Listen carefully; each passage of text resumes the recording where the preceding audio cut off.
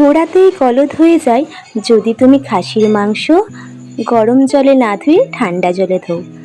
নমস্কার আমার মিষ্টি পরিবারের মিষ্টি মিষ্টি বন্ধুরা, আজ রবিবার চলে এলাম খাসির মাংসের তৈরি রেসিপি নিয়ে, বলতে পারো মটন কারি।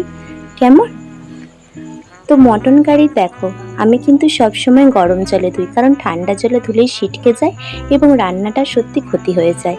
আমি ফার্স্টে ভালো করে গরম জলে ধুয়ে নুন, হলুদ, লঙ্কা গুঁড়ো মাখিয়ে তার সাথে আর একটু স্বাদের জন্য সর্ষের তেল মাখিয়ে রেখে দিয়েছিলাম, জানো তো। তারপর দেখো, আমি কিন্তু কড়াই ভালো করে তেল গরম করে নিয়ে তাতে বড় বড় করে কেটে রাখা আলুগুলো ছেড়ে ভেজে তুলে রাখলাম। তার আগে আদা রসুনটা দেখিয়ে দিয়েছিলাম, তার সাথে জিরে আর একটু শুকনো লঙ্কা দিয়ে ভালো করে পেস্ট করে নিয়েছিলাম।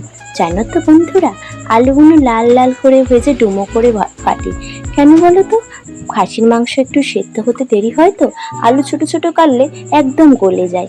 তার জন্য দেখো, একদম আলুগুলো লাল লাল কি সুন্দর করে ভেজে তুলে নিয়েছি। গো, তারপর একটু তেলটা গরম আছে, তাতেই ভালো করে লাল করে পেঁয়াজগুলো দিয়ে আমি কিন্তু সুন্দর করে ভেজে নিই। আচ্ছা, তোমরা কে কিভাবে রান্না করো একটু কমেন্ট বক্সে জানিও তো। আমিও তো জানবো আমি ভুল করি না ঠিক করি, কারণ ভুল মানুষ মাত্রই হয়, আবার মানুষ মানুষের থেকেই শেখে, তাই না? তোমরা যদি না বলো আমি কি করে জানবো আমি কোনটা ভুল বললাম বা কোন তথ্যটা ভুল দিলাম? আমি তো আর সর্বজ্ঞান সম্পূর্ণ নয়, আমিও ভুলে পরিপূর্ণ, তাই না? আর এই যে দেখো, খাসির মাংসটা তারপর ওই যে ম্যারিনেট করে রেখে দিয়েছিলাম ভালো করে নিলাম।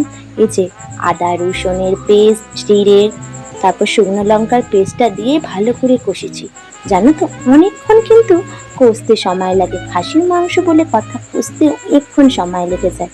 তার উপরে দেখতেই পাচ্ছ টমেটো ক্যাপসিকাম দিয়ে, মানে কত তাড়াতাড়ি তোমাদের এই ভিডিওটা আমি দেখিয়ে দিলাম, কিন্তু করতে আমার যে কত সময় লেগেছে সে আমিই জানি। ঘড়ি ধরে তো আর দেখিনি, ঘড়ি ধরে দেখলে হয়তো বলে দিতে পারতাম কতক্ষণ সময় লাগলো। দেখতে পাচ্ছ তো, মাংসের কালার কিন্তু গাঢ় হয়ে গিয়েছিল। আর এই যে দেখছো, আমি কিন্তু গরম জল এক সাইডে ফুটিয়ে তরকারিতে গরম জল দিই, কারণ মাংস, খাসির মাংসই গরম জল বা যে কোনো তরকারিতে একটু গরম জল করে দিলে সেটার টেস্ট কিন্তু দ্বিগুণ হয়ে যায়।